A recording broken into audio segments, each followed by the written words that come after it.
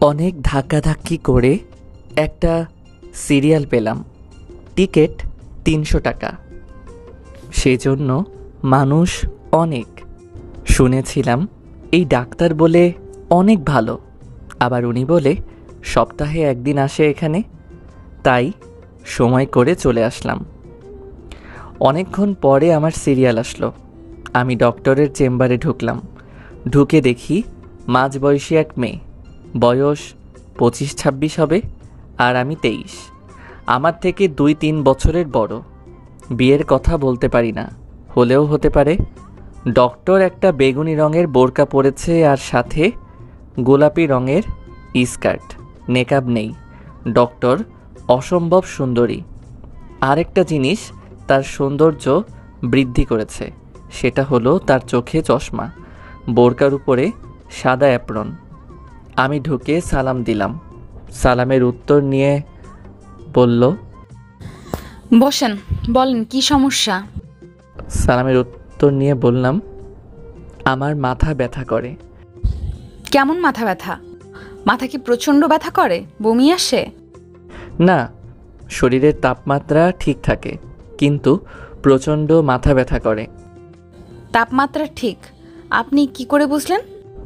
আমি ওই সামনে ম্যাচে থাকি, সাথে আমার ফ্রেন্ড থাকে।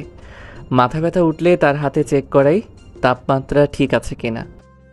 ও, আপনি আনম্যারিড? হুম। কি থেকে আপনার মাথা ব্যথা ওঠে? সে অনেক লম্বা কাহিনী। আই থিঙ্ক আপনার সে টাইম নাই।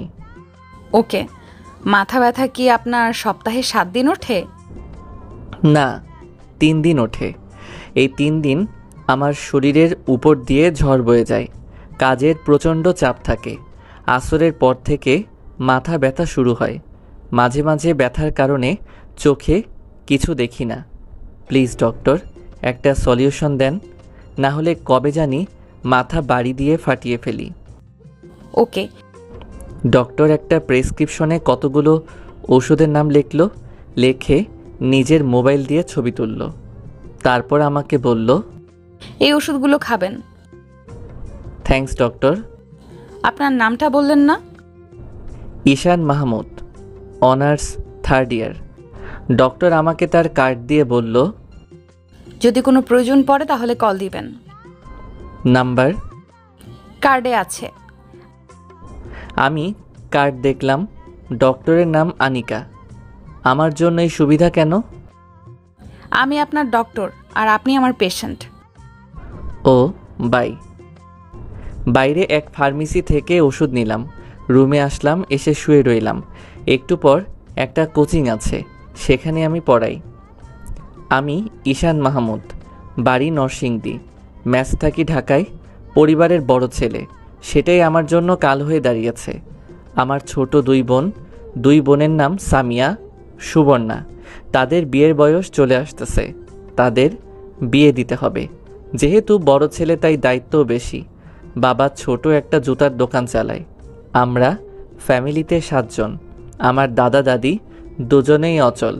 সুবিধা একটা, বাড়িটা আমাদের নিচের।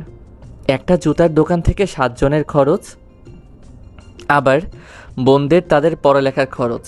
তাই আমি উপার্জনের পথ দেখছি, সেটা হলো আমার মেধা দিয়ে 2টা কোচিং করাই, আবার 2টা প্রাইভেট পড়াই, আবার ভার্সিটি থেকে ক্লাস করি। কোচিং সপ্তাহে 3 দিন। এই 3 দিন আমার উপর দিয়ে ঝড় বয়ে যায়। রাতেই শুরু হয় মাথা ব্যথা। কোথায় এক বাপের এক ছেলে সুখে থাকবো, সেখানে আমার উপর সব দায়িত্ব। 2টা কোচিং, আবার নিজের ক্লাস, তারপর প্রাইভেট। এই 3 দিন আমার মাথা ব্যথা করে। আস্তে আস্তে ব্যথা শুধু বাড়তেই থাকে। তাই ডক্টরের শরণাপন্ন হলাম। একটু পর কোচিং গেলাম। কোচিং করিয়ে আসতে রাত হলো। সেদিন আর মাথা ব্যথা উঠে নাই। খাওয়া দাওয়া করে ওষুধ নিলাম হাতে খাবো বলে। এমন সময় মনে পড়ল, আনিকা ডক্টর কেন আমার প্রেসক্রিপশনের ছবি তুলল। সবার প্রেসক্রিপশন কি এভাবে ছবি তুলে কে জানে। আমি ওষুধ খেয়ে দিলাম এক ঘুম। পরের দিন কাজের এত চাপ নাই, তাই এভাবে 1 সপ্তাহ চলে যায়। 2 দিন ওষুধ খেয়ে আর খাই নাই। যেহেতু আর মাথা ব্যথা ওঠে না, ওষুধ খাওয়া হয় না। আমার শনিবারে কাজের চাপ বেশি, শনিবার আবার মাথা ব্যথা উঠছে। এমন মাথা ব্যথা তা বলার বাইরে। তাড়াতাড়ি ওষুধ খেলাম, খেয়ে শুয়ে রইলাম। না, মাথা ব্যথা কমছে না। পাশে থাকা ফাহিমকে বললাম, দোস্ত দেখ তো আমার শরীর গরম কিনা। তুই না ডাক্তার দেখাইলি? চেক কর। ফাহিম আমার হাত ধরে বলল, তোর শরীর একদম ঠান্ডা। ওকে। ওষুধ খাইছি, দেখি কাজ হয় কিনা। নিজে নিজে মাথা হাতাইয়া আরও 1 ঘন্টা পার করলাম। দোস্ত মাথায় পানি দিব? আমার তো শরীর গরম না, পানি দিলে কি লাভ হবে? আচ্ছা আচ্ছা, তাহলে ঘুমানোর চেষ্টা কর। আমার মাথা ব্যথা আর সহ্য হচ্ছে না। আমি ডাক্তারের কার্ড বের করলাম, ফোন দিলাম। কতক্ষণ রিং হলো। একটু পর বলে ব্যস্ত আছে। আমি আরও 2 বার দিলাম, ব্যস্ত আছে। আরেকবার দিলাম, ওয়েটিং আছে। মেজাজটা গরম হয়ে গেল। ব্যথার কারণে ঘুম আসছে না। আমি আরও 20 মিনিট পর ফোন দিলাম। এবার ধরছে। আসসালামু আলাইকুম। ওয়ালাইকুম সালাম। জি, কে বলছেন? ঈশান মাহমুদ, আপনার পেশেন্ট। কোন ঈশান মাহমুদ? আমি চিনতে পারলাম না। আরে আপনাকে যে বলছিলাম আমি মেসে থাকি। সরি, চিনতে পারলাম না। আপনার সমস্যাটা বলেন। ডক্টর, আপনি আমার প্রেসক্রিপশন লিখে মোবাইল দিয়ে ছবি তুলেছেন। ও, মনে পড়েছে। ঈশান মাহমুদ, প্রচণ্ড মাথা ব্যথা। হ্যাঁ, এখন প্রচণ্ড মাথা ব্যথা করতেছে। ওষুধ খেয়েছি, কমার কোনো নাম নাই। এক কাজ করেন, আগামীকাল আমার চেম্বারে চলে আসেন। আগামীকাল আসবো নে। এখন একটা ব্যবস্থা করেন। আমি একটা বড়ির নাম বলছি, এই বড়িটা এনে খান। ওকে। বাই।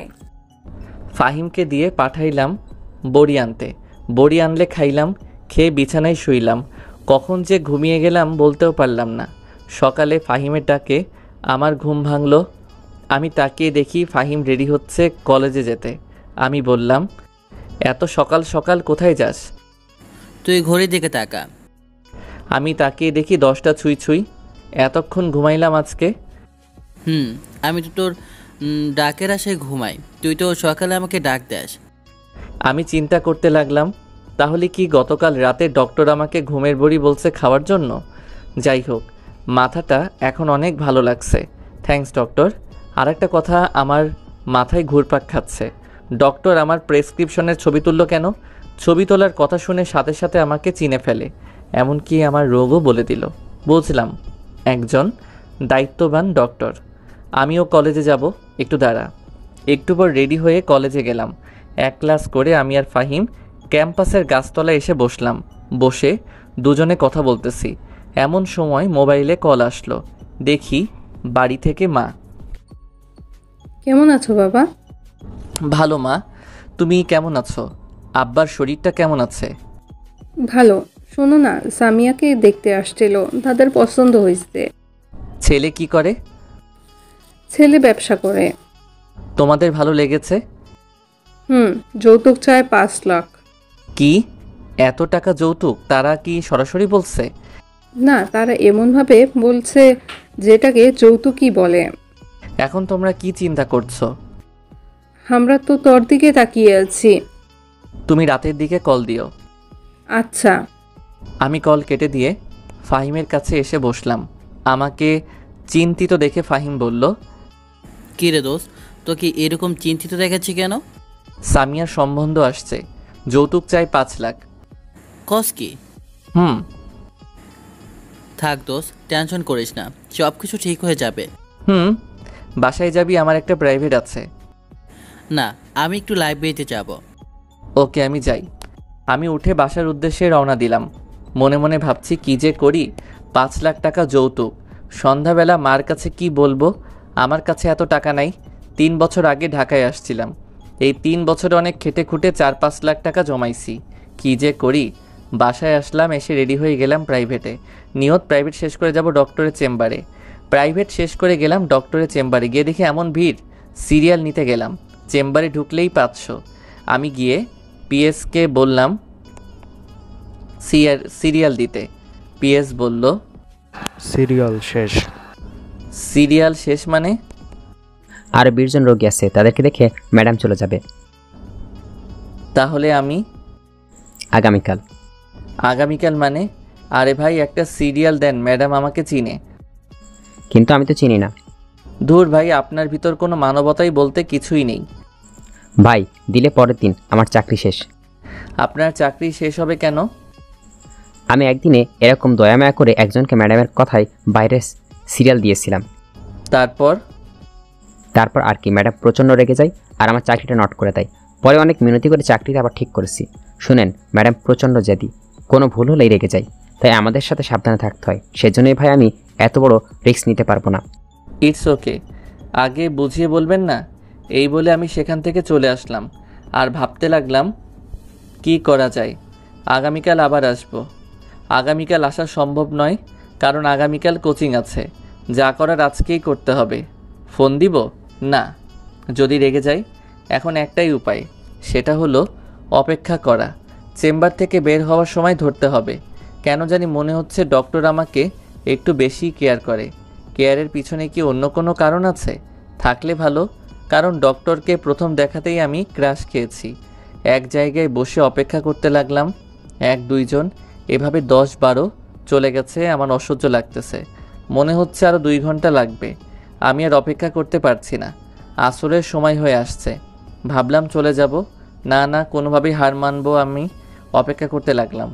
মনে হচ্ছে পৃথিবীর সবচেয়ে কঠিন কাজ হচ্ছে অপেক্ষা করা। এদিকে ঘুম পাচ্ছে। অনেকক্ষণ অপেক্ষা করলাম। যদি সিরিয়াল পেতাম তাহলে এই 20 জনের পরেই আমাকে ঢুকতে হতো। সুতরাং অপেক্ষা আমাকে করতেই হতো। অবশেষে এই 20 জন শেষ হলো। ভাবতেছি এখন ঢুকবো নাকি বের হলে ধরবো। বের হলেই ধরবো। ঠিক 20 মিনিট পর ডক্টর বের হলো। আমি সামনে গিয়ে বললাম, ম্যাডাম আমি ঈশান মাহমুদ। এখন আর রোগী দেখা হবে না, আগামীকাল। আপনি আমাকে আগামীকাল বলছিলেন চেম্বারে আসতে। লিসেন, সরি, শোনেন, আমি এখন আর কোনো রোগী দেখব না। ক্লিয়ার? এই বলে ডক্টর চলে যাচ্ছে। আমি তো অবাক। এই ব্যবহার ডক্টরের কাছ থেকে আশা করিনি।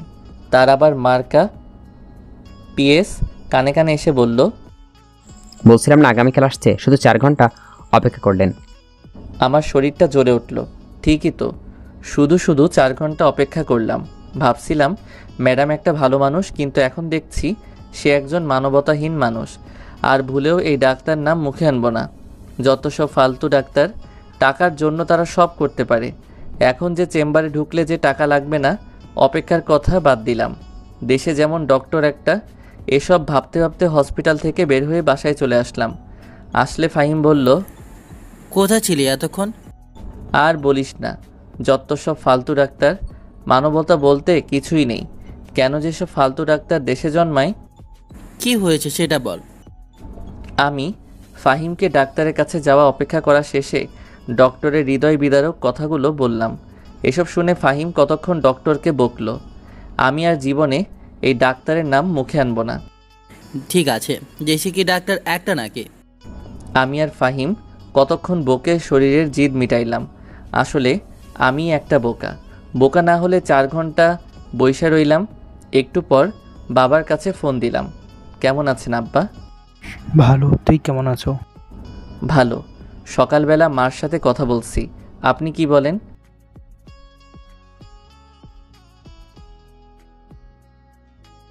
আপনি জানেন এখানে খরচ একটু বেশি হয়, আর 5 লাখ টাকা যৌতুক আমাদের জন্য অনেক বেশি হয়ে যায় না? কি করুন যাইব? এখন তুই কত দিতে পারবি? আমি 1 লাখ দিতে পারবো। বাকিগুলো? আমি এর চেয়ে বেশি দিতে পারবো না। এতদিন আমি গাধার মতো খেটে খুঁটে যেটুকু জমাইছি সেটুকু দিয়ে দিছি। না পারলে ক্ষেত বিক্রি করেন, আর যৌতুক তো পরে দিলেও চলবে। বিয়ের তারিখ ঠিক করে আমাকে জানায়েন। কল রেখে শুয়ে চিন্তা করতে লাগলাম।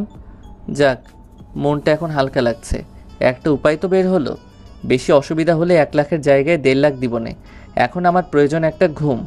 কিসের ওষুধ খাই তো? ডক্টরের কথা মনে হলেই গা জ্বলে। আমি দিলাম এক ঘুম। মাত্র চোখটা লাগলো কে জানি কল দিল। রিসিভ করে বললাম, আসসালামু আলাইকুম। কে? আগে বলে নাই। সরি, আমি ডক্টর আনিকা। কোন ডক্টর? আনিকা? আমি কোনো আনিকাকে চিনি না। আমি আপনার ডক্টর।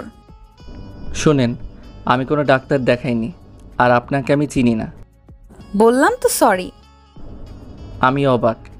ডক্টর আমাকে ফোন দিয়েছে, আবার আমাকে বলে সরি, ভাবতেই অবাক লাগছে। আচ্ছা, আপনি কি আমাকে চিনেন নাই? না। এত তাড়াতাড়ি ভুলে গেলেন? রাতেই না বললাম আমি ঈশান মাহমুদ, মাথা ব্যথা। খেয়াল করিনি, বোঝেনি। একটানা এতক্ষণ রোগী দেখলে মাথা এমনিতেই ঠিক থাকে না, আবার সারাদিনের ক্লান্তি। পরে আমি আপনাকে চিনতে পারি। পরে আমি আমার পিএসকে পাঠিয়ে দেখি আপনি চলে গেছেন। এখন কেন ফোন দিলেন? সরি বলতে, কারণ আমি চাই না আমি কারোর চোখে খারাপ হয়ে থাকতে। তাহলে চলে আসেন আগামীকাল আমার চেম্বারে। আপনি যদি আজকে আমাকে কল না দিয়ে থাকতেন তাহলে আমার চেহারা আর না দেখতেন। এতক্ষণ আপনি আমার কাছে একজন ব্যাড গার্ল এবং একজন ব্যাড ডক্টর ছিলেন। আর এখন একজন গুড ডক্টর এবং গুড গার্লফ্রেন্ড এবং নাইস লেডি। থ্যাঙ্কস, অনেক অনেক থ্যাঙ্কস। ওয়েলকাম। আগামীকাল আসবেন তো? দেখি, আগামীকাল কাজের চাপ অনেক বেশি। বলেন আসবেন, আমি ওয়েট করব। ওকে, আসবো। কয়টায় আসবো? 5টার দিকে। সন্ধ্যার সময় আপনি না চলে যান। আগামীকাল একটা মিটিং আছে। ওকে, বাই। এই বলে ফোন কেটে দিলাম আর দিলাম এক ঘুম। সকালে ঘুম থেকে উঠি, কোচিংয়ে গেলাম। কোচিং শেষে গেলাম কলেজে। এইভাবে সারাদিন কাজের চাপে শেষ। 5টার দিকে বাসায় এসে বিছানায় শরীরটা লাগালাম। কী যে ভালো লাগছে, মাথাটা ধরে আসছে, মন চাচ্ছে ঘুমাইতে। কিন্তু না, ডক্টরের কাছে যেতে হবে। উঠে গোসল করলাম, করে রেডি হয়ে চলে গেলাম ডক্টরের চেম্বারে। দরজার সামনে কোনো মানুষ নেই। আমি গিয়ে টোকা দিলাম। ভিতর থেকে বলল। আমি ভিতরে ঢুকে সালাম দিলাম। ওয়ালাইকুম সালাম, বসেন। থ্যাঙ্কস। আজ ডক্টর একটা খয়েরি রঙের বোরকা আর সাদা কালার ওড়না দিয়ে স্কার্ট পরা, নেকআপ নেই। মনে চায় শুধু তাকিয়ে থাকতে। শরীর ঠিক আছে? না। কেমন লাগছে? যে রকম সবসময় লাগে। তাহলে আমি আপনাকে নতুন কয়েকটি ওষুধের নাম বলে লিখে দিচ্ছি, সেগুলো খাবেন। কিন্তু আগেরগুলো? আগের ওষুধগুলোও খাবেন, এগুলোও খাবেন। ওকে। যদি আপনার রোগ ভালো হয়ে যায় তাহলে আপনি কি করবেন? কি করব? আপনাকে মনে মনে অনেক ধন্যবাদ দিব। আমি তো আপনার থেকে ছোট। তাহলে আপনি আমাকে তুমি কিংবা তুই করে বলতে পারেন। বললে আপনি রাগ করবেন না তো? না। থ্যাঙ্কস। আচ্ছা, আপনি এত তাড়াতাড়ি ডক্টর হয়ে গেলেন, সত্যি অবিশ্বাস্য। থ্যাঙ্কস। ওয়েলকাম। আপনার ফেসবুক অ্যাকাউন্ট ঘেটে দেখলাম, আপনার উপর অনেক মেয়ে ক্রাশ। কাউকে লাভ করেন না? না, এখনো সিঙ্গেল। এত সুন্দর একটা ছেলে, তারপরও সিঙ্গেল? আসলে মনের মতো কাউকে পাইনি। আর এভাবে 5-6টা প্রেম করার চেয়ে ভালো না একজনকে মন থেকে ভালোবাসা, যাকে সারা জীবন আগলে রাখবো এই বুকের ভিতর। ঠিক বলছেন। আপনার সম্পর্কে কিছু বলেন। এমন সময় কে জানি ডক্টরের মোবাইলে ফোন দিল। হ্যালো আশিক, কি করো? ঘুরতে আসছো? কার সাথে? বন্ধুদের সাথে? আচ্ছা, ভালো করে চিল করো, আমি চেম্বারে রোগী দেখি। ওকে, বাই বেবি। আমি মনে মনে ভাবছি কে হতে পারে। বন্ধুর সাথে তো এভাবে কথা বলে না কেউ। লাস্টে বেবি বলাতে আমার সব ক্লিয়ার হয়ে যায়। ডক্টরের বয়ফ্রেন্ড, এটাই ছিল আমার কপালে। অনেক দিন পর একটা মেয়ে পছন্দ হয়েছে, তারও বলে বয়ফ্রেন্ড আছে। কে ছিল? বয়ফ্রেন্ড। ও। রাগ করছেন? রাগ করব কেন? কেন জানি আমার চোখ দিয়ে পানি চলে আসছে। এ কি, তুমি কাঁদছো? না না, কই না তো। ডক্টরের মুখ থেকে তুমি শুনে কলিজায় গিয়ে আঘাত লাগলো। বেশি মাথা ব্যথা করছে? কষ্টের কথা না বলার জন্য মিথ্যা বললাম। আচ্ছা ঠিক আছে। থ্যাঙ্কস। আমি চোখ মুছে কিছুক্ষণ চুপ করে থাকলাম। আমি ডক্টরের চোখের দিকে তাকালাম, ডক্টর আমার চোখের দিকে তাকালো। দুজনের চোখ একসাথে হলো। ডক্টরের চোখ দেখে মনে হচ্ছে ডক্টর আমাকে কি যেন বলছে। সেটা কি আমাকে ভালোবাসার কথা? ডক্টর চোখ নিচে নামাচ্ছে না, এক চোখে আমার দিকে তাকিয়ে আছে। আমি চোখ সরিয়ে বললাম, তো ডক্টর আমি উঠি? আর একটু বসেন, আমিও বের হব। একটু পর দুজন একসাথে হসপিটাল থেকে বের হয়ে আসলাম। একটাও কথা বললাম না, কারণ তার বয়ফ্রেন্ড আছে। সে তার বয়ফ্রেন্ড নিয়ে সুখে থাকুক আর আমি আমার রাস্তা দেখি। দুজনে পাশাপাশি হাঁটছি। আনিকা বলল, আমার সম্পর্কে তো কিছু বলা হয় নাই। আরেকদিন শুনবো। ওকে। আচ্ছা ডক্টর, আপনি আমার বড়, আপনাকে আনিকা আপু বলে ডাকি, রাগ করবেন না? আপু ডাকার দরকার নেই, ডক্টর বলবা। আচ্ছা, আপনার বয়ফ্রেন্ড সম্পর্কে কিছু বলেন। তার নাম আশিক। সে একটা জব করে। তার সাথে দেখা হয়েছিল আমার কানাডায়। আপনি কানাডায় গিয়েছেন, আপনারাই পেরেছেন জীবনে কিছু করতে। থ্যাঙ্কস। তাহলে আমি যাই। বাই। Good bye. আমি একটা রিক্সা ডেকে চলে আসলাম। মনে মনে এটাই বোধহয় ডক্টরের সাথে শেষ দেখা। আমি বাসায় চলে আসি। এসে ফাইমের সাথে কোনো কথা না বলে ঘুমিয়ে পড়ি। আনিকা এরকম বিব্রতকর অবস্থায় আগে কখনো পড়েনি। ঈশান যে কেঁদে দিবে কে জানতো। আসলে আনিকার ঈশানকে প্রথম দেখাতে ভালো লেগেছে, কিন্তু আনিকার তো একটা বয়ফ্রেন্ড আছে। এই কথাটা আনিকা ঈশানকে কয়েকদিন পরে বলতো। আনিকার নিয়ত আশিকের সাথে ব্রেকআপ করে ফেলবে, কারণ কিছুদিন আগে সানিকে অন্য এক মেয়ের সাথে দেখে ফেলে। আর কিছুদিন ধরে আশিক আনিকাকে বেশি কেয়ার করে না। তার কারণ আশিক হয়তো আনিকার যে ভালো কাউকে পেয়ে গেছে। আনিকা বাসায় আসে। আনিকারা দুই বোন। আনিকা বড়, ছোট বোনের নাম কার শারমিন। সাথে কথা বলতেছো? বাবা মা দুইজনেই আছে। আরে আমার অফিসের এক বাসায় এসে ফ্রেশ হয়ে খাওয়া দাওয়া মিথ্যা কথা। করে রুমে গিয়ে আশিককে কল দিল। আগের থেকে অনেক চেঞ্জ ব্যস্ত হয়ে আছে। গেছো। দুইবার তুমি ডায়াল চেঞ্জ করলে হও নাই। ঢুকলো। না, আচ্ছা তাহলে তুমি কল লিস্টের একটা স্ক্রিনশট দাও। কোনো চালাকি করবা না, কল কাটবা না। কেন তোমাকে আমার কল লিস্টের ছবি দেবো? এই কথা দ্বারা বোঝা যায় তোমার ভেতরে সমস্যা আছে। তোমার সাথে কথা বলতে আমার ভালো লাগছে না। ভালো লাগবে কি করে? আমার থেকে ভালো কাউকে পেয়ে গেছো। শয়তান ফোন কেটে দিয়েছে। ব্রেকআপ করে ফেলবি এনে ঘুরাইতেছস কেন? শারমিন ঢুকলো আনিকার রুমে। ঢুকে বলল, কাকে এইভাবে গালি দিচ্ছ আপু? কাউকে না। দেখো তো আপু, এই দুজন থেকে তোরে কাকে ভালো লাগে? আনিকা অনিচ্ছা সত্ত্বেও তাকালো শারমিনের মোবাইলে। দেখে ঈশান আর একটা অপরিচিত ছেলের ছবি। আনিকা বলল, তুই এই ছবি কোথা থেকে পেয়েছিস? তুই চিনিস? তুই কি করে চিনলি? আগে তুই বল।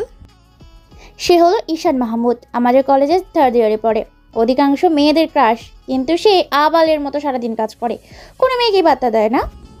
তোর ক্রাশ? না, দেখ তার হাবাগোবা বন্ধুটার উপর ক্রাশ খাওয়া আমি। দে তোর মোবাইলটা দে। এই বলে আনিকা শারমিনের হাত থেকে মোবাইল নিয়ে ছবিটি ভালো করে দেখতে লাগলো। বলল, ঈশান মাহমুদের উপর যতগুলো মেয়ে ক্রাশ খেয়েছে তার একটা লিস্ট আমাকে দিবি। কেন, তুই ক্রাশ খেয়েছোস? তাহলে আশিক ভাই? সে আমার পেশেন্ট। অনিচ্ছাকৃতভাবে আনিকা শারমিনের মোবাইলের ছবিগুলো দেখতে একটা ছবির উপর আনিকার চোখ আটকে যায়। এই ছবির মধ্যে এটা কে? তুই দেখে ফেলছোস? মানে? কয়েকদিন আগে আমরা কয়েকজন ফ্রেন্ড মিলে গিয়েছিলাম একটা রেস্টুরেন্টে। সেই রেস্টুরেন্টে আশিক ভাই আর একটা মেয়ে বসে ডেট করছিল। সুযোগ বুঝে এই ছবিটা আমি তুলে রেখেছিলাম। ভেবেছিলাম তোরে দেখাবো, তো পরে ভাবলাম যদি তুই কষ্ট পাস, সেই জন্য দেখাইনি। ঠিক আছে, আমি জানতাম সে তলে তলে আরেকটা মেয়ের সাথে ডেট করে। তুই এই ছবিটা আমাকে দে, তার সাথে এখনই ব্রেকআপ করব। তারপর কি ঈশানের সাথে প্রেম করবি? তুই বেয়াদব, গিয়ে পড়তে বস। উপকার করলেও দোষ। এই বলে শারমিন চলে গেল। আনিকা ছবিটা আশিকের কাছে টেক্সট করলো, তারপর ফোন দিল। মেয়েটা কে? কে এটা আমি জানি না। তোরে আমি কত ভালোবাসতাম, আর তুই কিনা আমারে ভালোবাসার এই ফল দিলি। আরে তুই তো একটি বুড়ো বেটে, আর তুই আমারে টাইম দেস? তুই তো থাকস তোর কাজ নিয়ে। আর ছবির মধ্যে যে মেয়েটা দেখছোস, জানোস তার বয়স কত? 19, মাত্র 19। তোর মতো বুড়ো না। আনিকা আশিকের মুখ থেকে এসব কথা শুনে অবাক হয়ে যায় আর কাঁদতে থাকে। তুই ঠিকই বলছ, আমি বুড়ো। যা, তোর সাথে ব্রেকআপ। তুই এই শাস্তি একদিন না একদিন পাবি। এই বলে ফোন কেটে দেয় আর কাঁদতে কাঁদতে সারা রাত কাটিয়ে দিল। ঈশান সকালে ঘুম থেকে উঠে জীবনযুদ্ধে লেগে গেল। ঈশানের খালি ডক্টরের কথা মনে পড়ে। পরক্ষণেই আবার মনে পড়ে, আরে ডক্টরের না বয়ফ্রেন্ড আছে? এভাবে একটা সপ্তাহ চলে যায়। ডক্টরের ওষুধগুলো নিয়ম মাফিক খাওয়ার ফলে আর মাথা ব্যথা উঠে নাই। ঈশান বোধ হয় ডক্টরের কথা জীবনেও ভুলতে পারবে না। বাড়ি থেকে ফোন আসলো ঈশানের বোনের বিয়ের তারিখ ঠিক হয়েছে, আর এক সপ্তাহ পর বিয়ে। ঈশান ফাহিমকে নিয়ে বাড়িতে চলে আসলো। বিয়ে শেষ করে ঢাকায় আসতে 15 দিন লেগেছে। ফাহিম আগেই চলে এসেছে। পরে শেষমেশ ঈশানকে 1.5 লাখ টাকাই দিতে হলো। যৌতুক পুরোটা দেওয়া হয় নাই, ঈশানকেই দিতে হবে। ঈশানের সামনে পরীক্ষা আসতেছে, সকল কিছু ঠিক রেখে পরীক্ষার পড়া পড়তে হয়। ছাত্র হিসেবে এত খারাপ না। পরীক্ষা দিল, পরীক্ষা খুব ভালো হলো, রেজাল্ট ভালো আসলো। এখন একটা কোচিংয়ে প্রাইভেট পড়ায়, একটা প্রাইভেট ফাইমকে দিছে। ঈশানের রেজাল্ট ভালো দেখে ফার্স্ট ইয়ারের কয়েকটা ছেলে মেয়ে এসে বলল প্রাইভেট পড়াইতে। ঈশান অনেক না করে, কিন্তু কে শুনে কার কথা, শেষ পর্যন্ত রাজি হতে হলো। পরদিন থেকে তাদের কোচিং করায়। এভাবে 2 মাসের মতো চলে যায়। মাথা ব্যথা যেহেতু উঠেই না, ঔষধ খাওয়া আরও আগেই ছেড়ে দিয়েছে। ঔষধ দেখলে ঈশানের সেই ডক্টরের কথা মনে পড়ে। ঔষধও দেখা হয় না, আনিকার কথা মনেও পড়ে না। ফার্স্ট ইয়ারের ব্যাচটা ঈশান পড়ায়। সেখানের একটা মেয়ে কি যেন বলবে ঈশানকে, কিন্তু ঈশান পড়া ছাড়া অন্য কোনো টপিক নিয়ে কথা বলে না, সেরকম কোনো চান্স দেয় না। একদিন তাদের পড়িয়ে চলে যাচ্ছে, এমন সময় এই ব্যাচের সবচেয়ে সুন্দরী মেয়েটা ঈশানকে ডাক দিল। কয়েকদিন ধরে লক্ষ্য করছে মেয়েটার চেহারার সাথে ডক্টরের অনেকটা মিল আছে। তাহলে সে কি ডক্টরের ছোট বোন? মেয়েটা কাছে আসতেই ঈশান বলল, কি বলবা বলো? কিছু না। তাহলে ডাক দিছো কেন? আমি গেলাম। প্লিজ যাবেন না, আপনার বন্ধু ফাহিম। ফাহিমকে? কি করছে? তার নাম্বারটা একটু দিবেন? আমি কেন দিতে যাব তার নাম্বার? প্লিজ দেন না, প্লিজ প্লিজ প্লিজ। নাম্বার নিয়ে কি করবা? সেটাও বলতে হবে? হুম। তাকে কল দিয়ে বলবো তাকে আমি ভালোবাসি, তাই না? হুম। দেখো, আমি তোমাকে একটা কথা বলি, এসব প্রেম ভালোবাসা বাদ দিয়ে পড়ালেখায় মনোযোগ দাও। দিবেন না আগেই বলতেন, কেন এতক্ষণ ঘুরালেন? ধুর, আমি গেলাম। এই বলে মেয়েটা চলে যাচ্ছে। ঈশান কি যেন ভেবে আবার শারমিনকে ডাক দিল। কাছে আসতেই ঈশান বলল, তোমরা কয় ভাই বোন? শারমিনের মুখে বাঁকা হাসি ফুটে উঠল। বলল, দেখছেন মানুষটাকে কিভাবে প্রয়োজন পড়ে। দেখছি। এখন বলো তোমরা কয় ভাই বোন? আপনার সব প্রশ্নের উত্তর দিব, আগে আমাকে ফাইমের নাম্বার দিয়ে দেন। আমি ভাবছি নাম্বার দিব নাকি দিব না। ফাহিম বেচারা একবার ছ্যাঁকা খেয়ে আর প্রেমের নাম নেয় নাই। আর শারমিন তো অনেক সুন্দরী, দেই নাম্বার। উঠান। Thank you. নাম্বার উঠাও, আমি বলছি। এবার আমার প্রশ্নের উত্তর দাও। কি? কতবার বলবো তোমরা কয় ভাই বোন? আসতে বলেন, নইলে কিন্তু চলে যাব। ওকে, বলো। আমরা 2 ভাই বোন নাই। বোন কি তোমার বড়? হুম। কি করে? আমি এত প্রশ্নের উত্তর দিতে পারবো না, গেলাম। কোথায় যাও? বলে যাও। বলতে পারবো না। তোমাকে ভুল নাম্বার দিয়েছি। ঈশান কথাটা বলল সম্পূর্ণ অনুমানে, কারণ এই সময় ফাহিম ঘুমায়, আর সে ঘুমানোর সময় মোবাইল বালিশের নিচে ফেলে ঘুমায়। তার মানে নেটওয়ার্ক নাই। চালাক মেয়ে কল দিয়েও ফেলেছে। যেটা ভাবছিল সেটাই, কোনো রেসপন্স নেই। শারমিন এসে বলল, আমার বড় বোন ডাক্তারি করে। কোন হসপিটালে? শারমিন হসপিটালের নাম বললে ঈশানের চিনতে কষ্ট হয় নাই এটা যে আনিকার ছোট বোন। শারমিন বলল, এবার সঠিক নাম্বার দেন। এটাই সঠিক নাম্বার, আবার চেষ্টা করো। শারমিন আবার চেষ্টা করে। এবার কল ঢুকে ওপাশ থেকে বলল, আসসালামু আলাইকুম, কে? শারমিন কথা বলতে বলতে চলে গেল। ঈশানের চোখটা গাছতলায় যায়। দেখে 3টা ছেলে তার দিকে আঙ্গুল দিয়ে কি যেন দেখাচ্ছে। ছেলে 3টা সেকেন্ড ইয়ারে পড়ে। ক্যাম্পাসের মধ্যে ফার্স্ট নতুন ইয়ারে ছাত্রছাত্রীদের সাথে র্যাগিং করে। ঈশানের সাথে তেমন চান্স নাই, জানি চট থাপ্পড় গালে পড়বে। তাদের যাওয়া ঈশানের কাছে সুবিধার লাগলো না। কিছু একটা হতে পারে, সাবধান থাকতে হবে। ঈশানের বাসায় যেতে যেতে রাত হয়ে যায়। বাসার পিছন দিয়ে একটা গলি আছে। এই গলিতে তেমন মানুষ থাকে না সন্ধ্যার পর। ঈশান মাত্র গলিতে ঢুকলো, দেখে পিছনে আরও 2জন গলিতে ঢুকছে। তাদের দিকে চোখ যায় ঈশানের, আর চিনতে কষ্ট হলো না যে গাছতলায় বসা তিনজনের মধ্যে দুইজন। ওরা ঈশানের থেকে অনেকখানি দূরে। ঈশান ভাবল কোনো একটা ঝামেলা হতে পারে। ঈশান হাঁটার গতি বাড়িয়ে দিল। একটু সামনে এগিয়ে দেখে বাকি আরেকজন। ঈশানের বুঝতে কষ্ট হলো না এটা একটা ফাঁদ। ঈশান হাঁটার মধ্যে মোবাইল বের করে ফাহিমকে মেসেজ করলো যত তাড়াতাড়ি সম্ভব বাসার পিছনের গলিটায় আসতে, সমস্যায় পড়েছে। মেসেজটা করে সুবোধ বালকের মতো হেঁটে যাচ্ছে। এমন ভাব ধরলো যেন তাদের দেখে নাই। ভাব ধরাটা বেশিক্ষণ টিকেনি। পিছন থেকেই ডাক আসলো, ওই দাঁড়া, তোর সাথে কথা আছে। ঈশান না শোনার ভান করে হেঁটে চলে যাচ্ছে। এই তোরে বলেছিলাম না দাঁড়াতে। ঈশান এবারও না শোনার ভান করে হেঁটে চলেছে। এবার সামনের জন ঈশানের পথ আটকালো আর বলল, তোরে ডাকছে, শুন শোনা। কি বলবি বল। ডাক দিছি, শোনস নাই কেন? প্রয়োজন মনে করিনি। কি বলবি বল, আমি চলে যাচ্ছি। তোর যাইতে দেরি আছে, তোর সাথে আমাদের অনেক বোঝাপড়া আছে। আমি তোদের কোনো সমস্যা করছি? ক্যাম্পাসের সব সুন্দরী মেয়েরা তোর পিছনে ছুটে। আজ তোর এমন অবস্থা করব যাতে কোনো মেয়ে তোর দিকে তাকাতে লজ্জা পায়।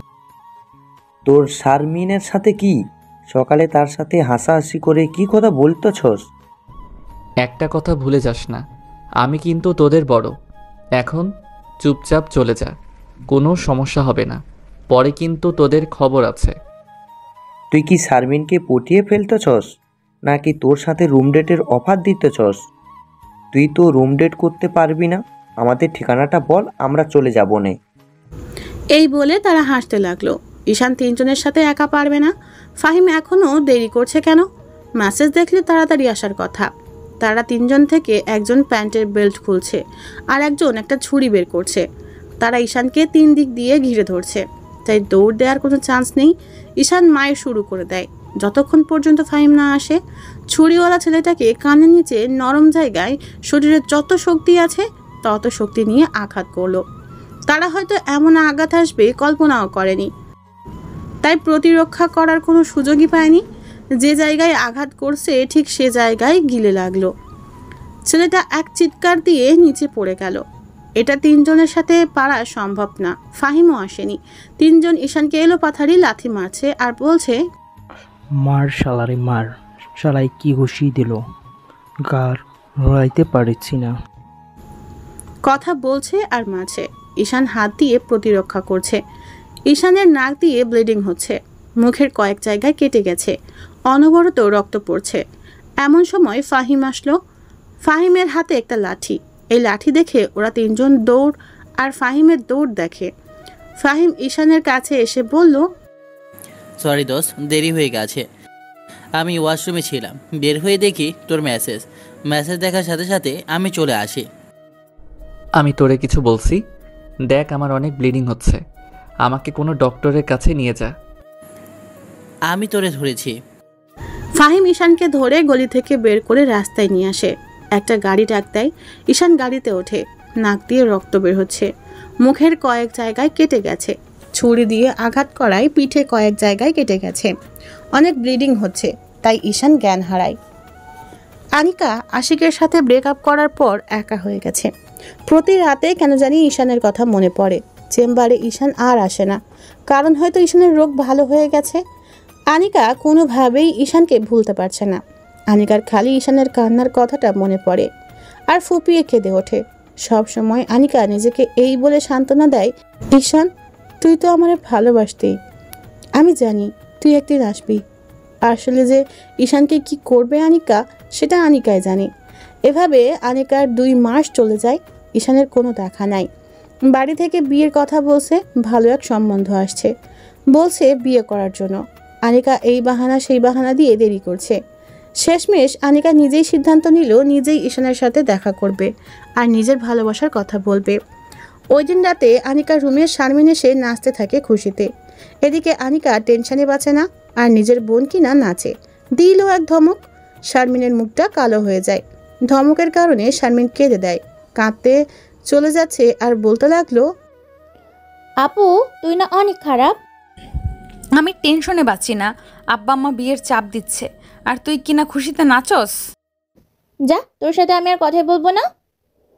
ব্যাপারটা ছিল ঈশানকে নিয়ে। এই বলে শারমিন সেখান থেকে চলে আসলো। আনিকা ঈশানের নাম শুনে আটকে যায়। ঈশানের ব্যাপারে কি বলবে শারমিন? পরক্ষণেই মনে পড়লো, আরে ঈশান আর শারমিন তো একই কলেজে পড়ে, নিশ্চয়ই কিছু একটা হয়েছে। শারমিন যেহেতু খুশিতে নেচেছে, তাহলে নিশ্চয়ই ভালো খবর। এইসব চিন্তা করে শারমিনকে ডাক দিল। 5-6টা ডাক দিল শুনেনি, তার মানে অনেক রাগ করছে। আনিকা জানে শারমিনের রাগ ভাঙানো এত সহজ না। আনিকা ভাবতে লাগলো কি করে রাগ ভাঙানো যায়। এখন একটাই উপায়, তার পছন্দের খাবার বানানো। আনিকার যতটুকু মনে পড়ে শারমিনের পছন্দের খাবার হলো পিৎজা। কিছু করার নেই, পিৎজার অর্ডার দিয়ে দিল। পিৎজা আসলে পিৎজা নিয়ে আনিকা শারমিনের রুমে গেল। গিয়ে দেখে শারমিন শুয়ে আছে। আনিকা গিয়ে শারমিনের সাথে মজা শুরু করলো। ওলে আমার গুলুমুলু আপুটা রাগ করেছে। কোথায় রাগ করেছে, গালে নাকি মুখে? দেখ তোর জন্য কি আনছি। যা, তোর সাথে কোনো কথা নেই। ওকে, তাহলে পিৎজাটা আমি একাই খাই। কি, তুই পিৎজা আনছোস? শোয়া থেকে উঠে বসলো। দে আপু দে। তোর রাগ ভাঙছে? তারপর দুই বোন মিলে পিৎজা খেতে লাগলো। আনিকা জিজ্ঞেস করলো, ঈশানের ব্যাপারে কি যেন বলছিলি? আমি জানি তুই এই প্রশ্নটা করবি, কারণ তুই আরো আগে ঈশানের উপর ক্র্যাশ খাইছোস। খাইছি, এখন বল। শারমিন ঈশানের কাছে প্রাইভেট পড়ায়। সকালের সব কথা আনিকাকে বলল শারমিন। এক পর্যায়ে আনিকার মুখ উজ্জ্বল হয়ে যায়, কারণ ঈশান কারো প্রেমে পড়ে নাই। আর শারমিনের বোনের সম্পর্কে অনেক কিছু জিজ্ঞেস করায় বুঝতে পারলো এখনও আনিকাকে ভালোবাসে। তার মানে ঈশানের কাছে গেলে হতাশ হবে না। খুশিতে আনিকা শারমিনকে নিয়ে নাচতে থাকে। আনিকা ফাহিমের কথা শুনে বলল, আগে পড়াশোনায় মনোযোগ দে, প্রেম ভালোবাসা পরেও করতে পারবি। থুর আপু, তুই আর ঈশান ভাই সম্পূর্ণ এক হলো ভালোবাসা। এই বলে নাচতে নাচতে আনিকা নিজের রুমে চলে গেল। গিয়ে শুয়ে ঘুমিয়ে গেল। শারমিন ভাবছে, আমি প্রেম করলে তুই জানবি কোথা থেকে? শারমিনও ঘুমিয়ে পড়ল। চোখ খুলে দেখে হাসপাতালের বিছানায় শুয়ে আছে। ফাহিম কাছে এসে বলল, কেমন লাগছে? ভালো। এখন বল, কে কে তোরে মেরেছে? নাম জানি না, তবে কলেজের সেকেন্ড ইয়ারে পড়ে। সেকেন্ড ইয়ারের ছেলেরা তোরে মেরেছে? তুই কিছু করেছিস? না, তোর জন্যই তো আমি মাইর খেলাম। আমার জন্য মানে? তোর উপর ক্রাশ খাওয়া মেয়েটা শারমিন, তার জন্য। ওই যে শারমিন সকালে যে ফোন দিয়েছিল? তার সাথে কথা বলছি দেখে শালার পুতেরে আসছে আমারে মারতে।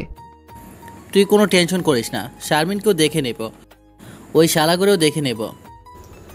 এক নার্স এসে বলল, আপনাদেরকে বেড ছেড়ে দিতে হবে। কেন? কারণ এখানে অন্য রোগী আসবে। কেন? আমার তো সিটের ভাড়া দিব। তাহলে উপরতলায় উন্নত মানের বেডে যান। একদিনের ভাড়া 10,000 টাকা। মানে কিছু না, আপনাদের এই বেড ছেড়ে দিতে হবে। ওকে ফাহিম, আমি ঠিক আছি, ছেড়ে দিচ্ছি। আপনার ব্যবহার ভালো লাগলো না। কি করবেন? যত সব ফালতু কথা, কোথা থেকে যে আসে এগো হসপিটালে, ছোট লোকের বাচ্চা। ফাহিমের এমনি মাথা গরম, একে ঈশানকে মারছে, তারপর এই নার্সের এসব কথা শুনে রাগ উঠে যায়। ফাহিম চর দিবে এমন সময় ঈশান ধরে ফেলে, বাইরে নিয়ে আসে আর বলল, এই নার্সকে পরে দেখে নিব। তুই আমাকে ধরলি কেন? চর দিয়ে সবগুলো দাঁত ফেলে দিতাম। দেখ বিল কত হয়েছে, আমি এখানে বসি। এতক্ষণ ঈশান হসপিটালটা ভালো করে খেয়াল করেনি। হসপিটালের এদিক ওদিক তাকিয়ে চোখ বড় হয়ে যায়। এটা তো আনিকা যে হসপিটালে কাজ করে, এটা তো সেই হসপিটাল। এই করিডোর পর হলেই তো আনিকা বসে আছে চেম্বারে। এত কাছে বসে আছে ওর ভালোবাসা। মন চাচ্ছে উড়াল দিয়ে চলে যেতে তার কাছে, কিন্তু গেলে কি লাভ হবে? তার তো বয়ফ্রেন্ড আছে, গেলে তো অসুবিধা হবে। ঈশানের কেন জানি মন চাচ্ছে আনিকাকে এক নজর দেখতে, সম্ভবত ভালোবাসে সে কারণে। ফাহিম এসে বলল, দোস্ত, বিল 10,000 টাকা। এত টাকা? কি করলো? একটু পিঠে সেলাই করলো আর মুখে ওয়াশ করে ব্যান্ডেজ বেঁধে দিল। সামান্য কাজে এত টাকা হয় কি করে? আমি একই প্রশ্ন করছিলাম। তারা বলে তোরে যে ইঞ্জেকশন দিয়েছে সেগুলো অনেক দামি। ঠিক আছে, দেখি কি করা যায়। তুই এক কাজ কর, যে নার্স আমাদের সাথে খারাপ ব্যবহার করছে তার নামটা জেনে আয়। তুই দাঁড়া। একটু পর এসে বললাম, তানহা, নার্সের নাম তানহা। তানহা নামটা সুন্দর, কিন্তু একটা ডাইনি। আমি এক জায়গায় যাব, তুই আমাকে হেল্প কর। কোথায় যাবি? আমাকে ধর, তোকে বলি। আমি যে মাথা ব্যথার জন্য ডক্টর দেখাইছিলাম, সেই ডক্টরের চেম্বার একটু সামনে, তার কাছে যাচ্ছি। কিন্তু তার কাছে গিয়ে কী লাভ হবে? জানি কোনো লাভ হবে না। আর এই ডক্টরকে আমি 2 মাস আগে ভালোবাসছিলাম, এত কাছে যেহেতু, তাই এক নজর দেখে যাই। ওকে, যা। আর শোন, এই ডক্টরের বোনের নাম শারমিন। কি কস? ওই দেখ ডক্টরের চেম্বার। আমি যাই। কতক্ষণ লাগবে? জানি না। এই বলে ঈশান আনিকার চেম্বারের সামনে চলে আসে। আনিকার পিএস এসে বলল, এখন কোনো রোগী দেখা হবে না। ম্যাডামকে বলেন ঈশান মাহমুদ আসছে। পিএস ভিতরে চলে যায়। একটু পর ফিরে এসে বলল ভিতরে যেতে। ঈশান ভিতরে ঢুকলো, দেখে ডক্টর উল্টো দিকে চেয়ার ঘুরিয়ে বসে আছে। ঈশান বলল, আমাকে মুখ দেখাবেন না? যেটার জন্য এত কষ্ট করে আমি এখানে আসলাম, দেখাবেন না? তাহলে ভিতরে আসতে বললেন কেন? এই বলে ঈশান বসা থেকে উঠল। ডক্টর তার চশমাটা রেখে সোজা হেঁটে ঈশানের কাছে চলে আসে। এসে কোনো কথা না বলে ঈশানের মাথায় ধরে সোজা তার নরম গোলাপি ঠোঁটটা ঠোঁটে লাগিয়ে দেয়। ঈশান এর জন্য প্রস্তুত ছিল না। 30 সেকেন্ড পর ছেড়ে দিল। ডক্টর চোখ বন্ধ করে রাখছে। ঈশান বলল, এটা কি ছিল? জানি না। এবার আমি তার পিছনে কোমরে হাত রেখে টান দিয়ে আমার একেবারে কাছে এনে আমি নতুন করে আমার ঠোঁট তার ঠোঁটে লাগিয়ে দেই।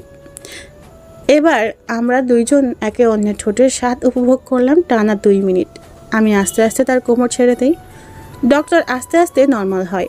আমার কাছ থেকে একটু সরে চোখ খোলে, একটা মুচকি হাসি দেয়। ঈশান বলে, এত ভালোবাসা, এত আকাঙ্ক্ষা, এসব এতদিন কোথায় রেখেছিলা? জানি না। ঈশান আস্তে আস্তে চেয়ারে বসে।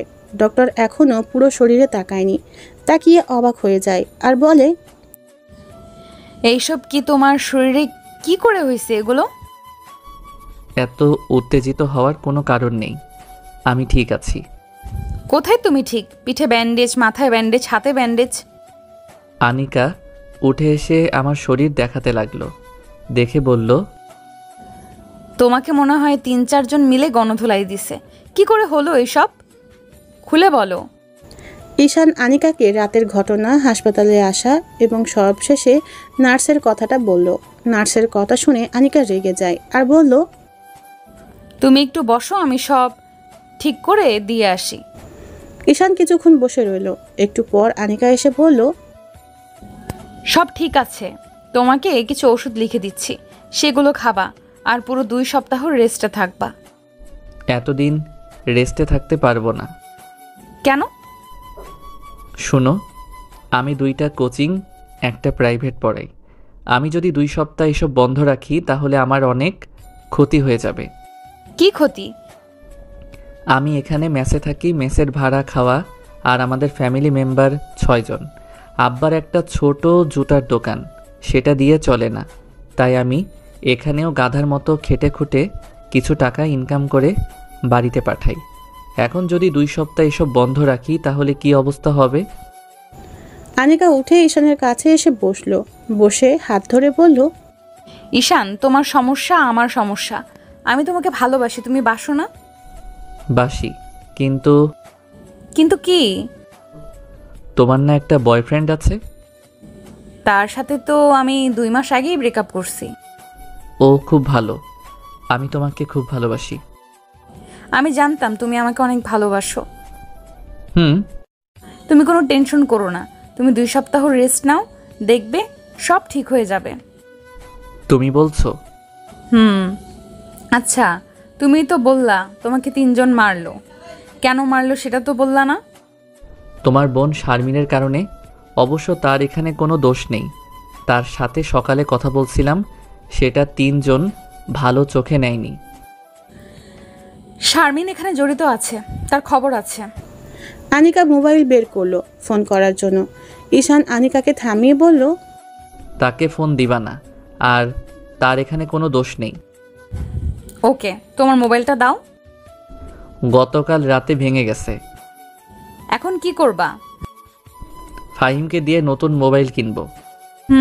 জানো আমার এখন কি মন চাচ্ছে? কি মন চাচ্ছে? এখানে তোমার সাথে বসে সারা দিন কথা বলতে। আমারও মন চাচ্ছে। চলো তোমাকে বাসায় দিয়ে আসি। তুমি যাবা? চলো তাহলে। আর শোনো, তোমার আর কোনো বিল দিতে হবে না। ঈশান উঠে আস্তে আস্তে বের হচ্ছে। এমন সময় আবার আনিকা ঈশানকে পিছন থেকে জড়িয়ে ধরে বলল, আমি তোমাকে অনেক ভালোবাসি ঈশান, আমি তোমাকে অনেক ভালোবাসি। তুমি আমাকে ছেড়ে চলে যাবে? কখনো না। আমি জানতাম। এবার ছাড়ো, ব্যথা লাগছে। তুমি বাইরে গিয়ে একটু দাঁড়াও, আমি আসছি। ওকে। এই বলে আনিকা ঈশানকে ছেড়ে দেয়। ঈশান বাইরে বেরিয়ে আসে ফাহিমের কাছে। ফাহিম ঈশানকে ভালো করে দেখছে। ঈশান বলল, কি দেখছিস এরকম ভাবে? দেখছি তুই ঠিক আছিস কিনা। ঠিক আছি মানে? তুই এতক্ষণ ডক্টরের চেম্বারে কি করে থাকতি? কেন, কি হয়েছে? আর বলিস না, তুই ভেতরে যাওয়ার একটু পর ডক্টর বেরিয়ে আসলো, এসে নার্সকে ডেকে আনলো, এনে দিল এক ধমক যে কেউ ভয় পেয়ে যাবে। তারপর আমাকে ডাকলো এবং আমার কাছে মাপ চাওয়ালো। পরে রিসেপশনে গিয়ে কি যেন বলল, তারপর আবার চেম্বারে ঢুকে গেল। এতক্ষণ পুরো হসপিটাল নিস্তব্ধ ছিল। ডক্টর অনেক জেদি, কিন্তু তার এরকম করা ঠিক হয়নি। বিল দিতে হবে না। না, ডক্টর আমাদের সাথে বাসায় যাবে। এই ডক্টর? না দোষ, না দোষ। আরে টেনশন করিস কেন, আমি আছি না। তোরা দুজন প্রেম করস? আল্লাহ জানে তুই এই মেয়েরই কেমনে কন্ট্রোল করবি। ওই দেখ সে আসছে, চুপ। আনিকা মুখে মেকআপ ছাড়াই এসেছে। এটা দেখে কেন জানি ঈশানের একটু ভালো লাগলো না। বলল, চলো। নিচে গিয়ে দেখে আনিকার পার্সোনাল গাড়ি আছে। গাড়ির ড্রাইভার একজন ইয়াং বয়সের ছেলে। এটাও ঈশানের কাছে ভালো লাগলো না। যাই হোক, গাড়িতে বসলো। ঈশানের পাশে আনিকা বসলো। এতক্ষণ হাঁটার পর ঈশানকে ক্লান্তি ঘিরে ধরলো। ঈশান গাড়ির সিটে বসে মাথাটা এলিয়ে দিল। গাড়ির মধ্যে ঘুমিয়ে গেল। চোখ খুলে দেখে আনিকা ডাকছে। ফাহিম বলল, দোষ, বাসায় চলে এসেছি। নামার সময় আনিকা ঈশানকে হেল্প করলো।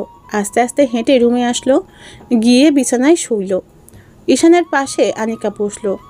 ওদের দেখে ফাহিম বাইরে চলে যায়। এটা তোমার জন্য। কি?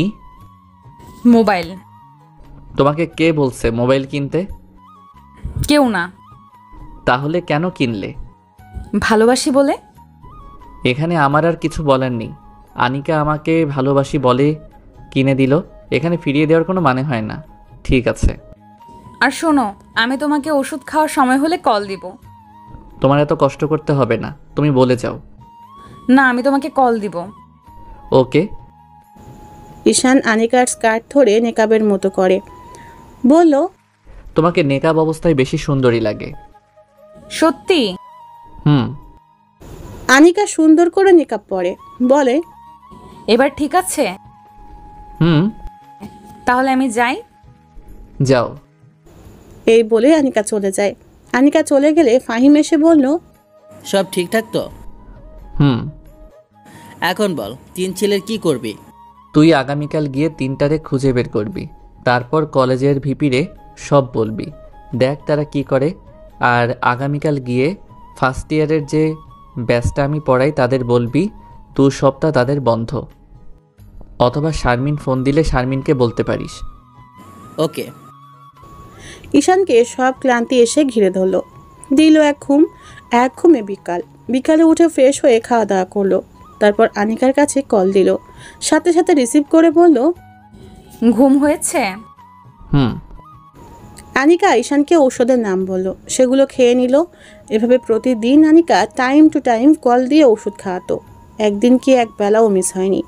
আনিকার প্রতি ঈশানের ভালোবাসা বাড়তে থাকে। টাইম টু টাইম ঔষধ খাওয়ার পর 10 দিনে সম্পূর্ণ সুস্থ হয়ে গেল।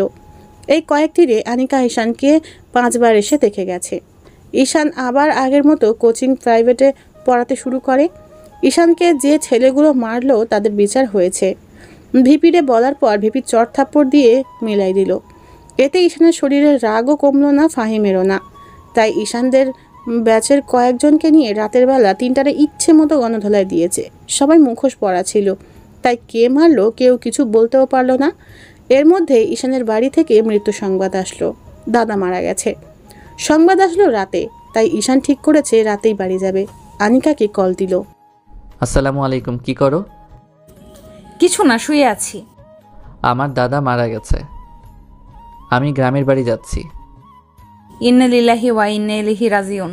কেঁদো না, মানুষকে তো একদিন মরতেই হবে। তুমি এখন কোথায় আছো? বাসায় রেডি হচ্ছি, ফাহিম যাবে আমার সাথে।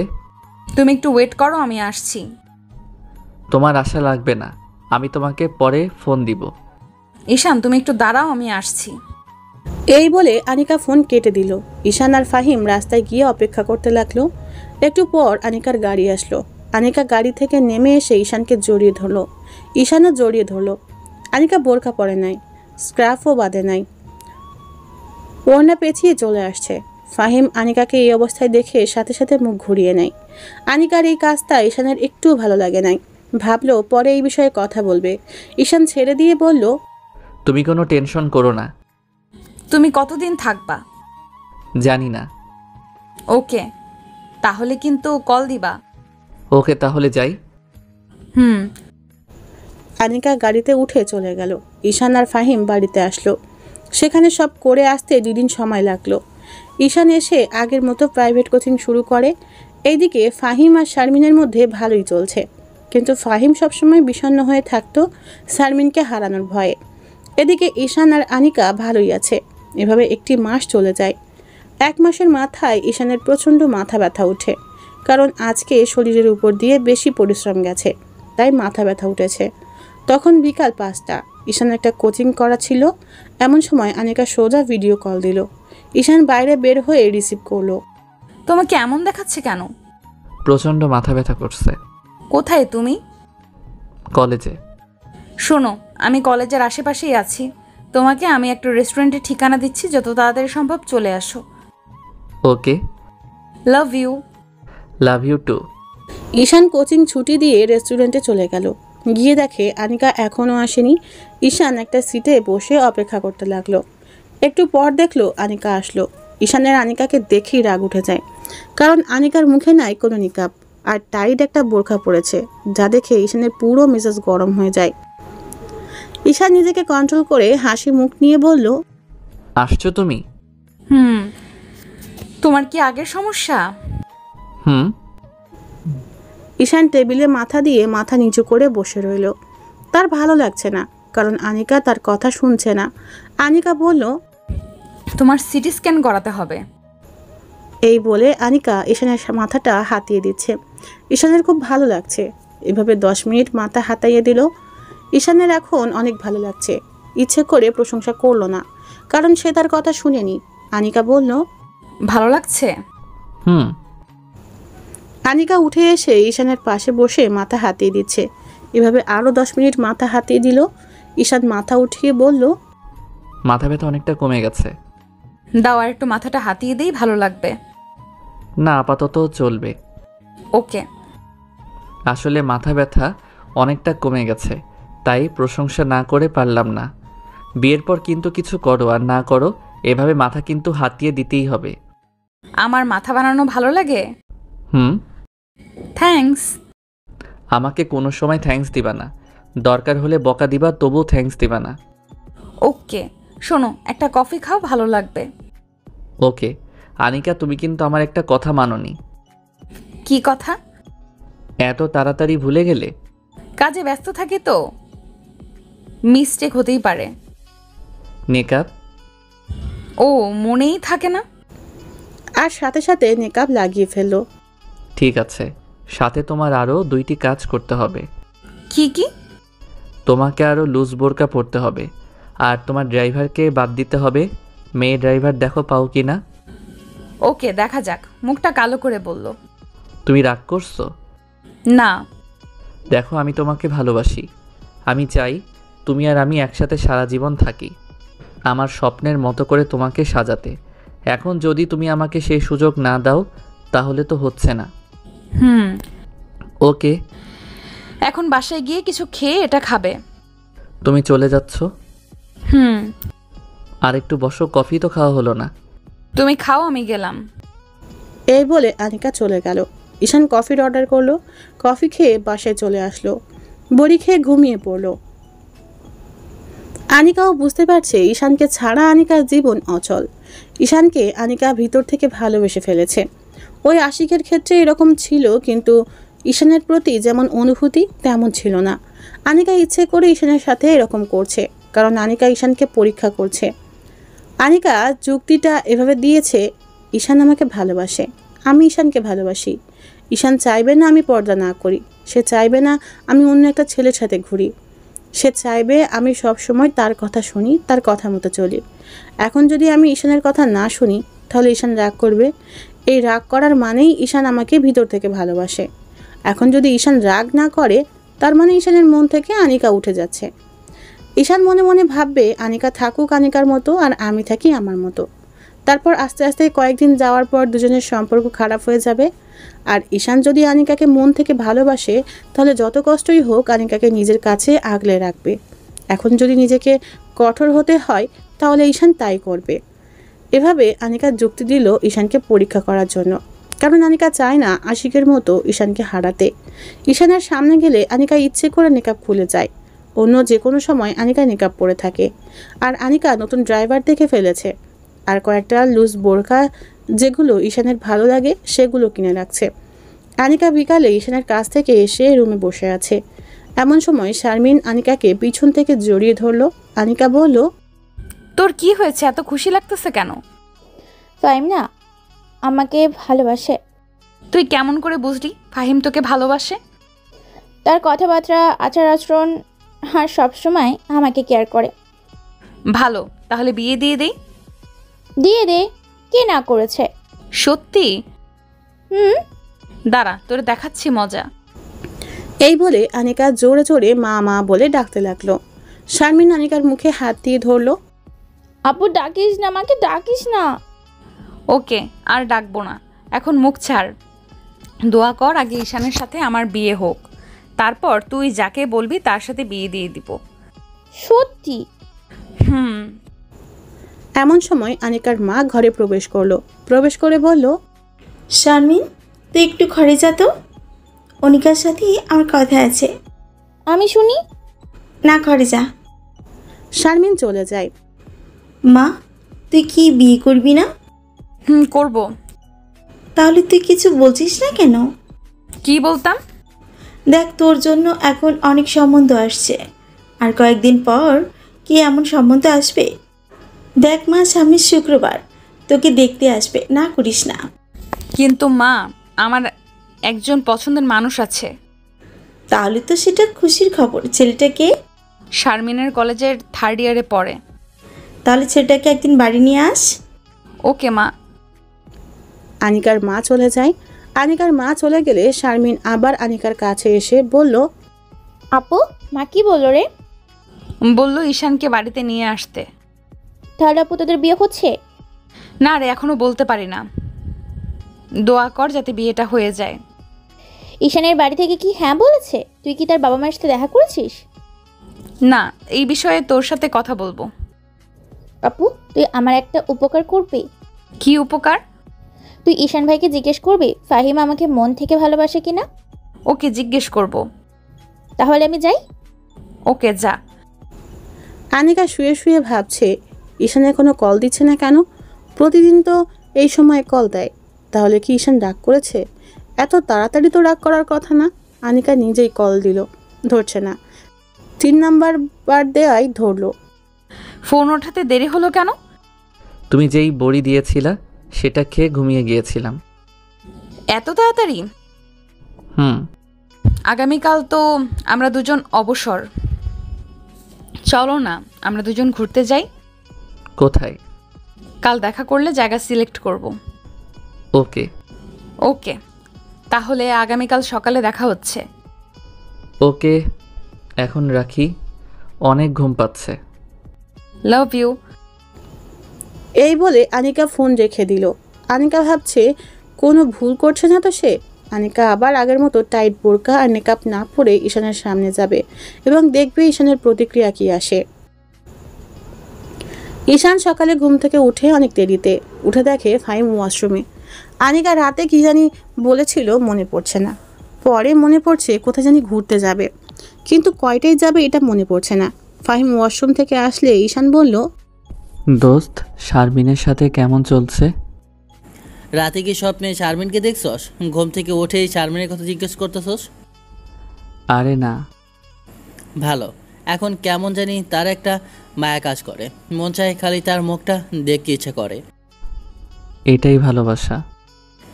বাড়ি থেকে না বিয়ের জন্য বলছে, কি করব?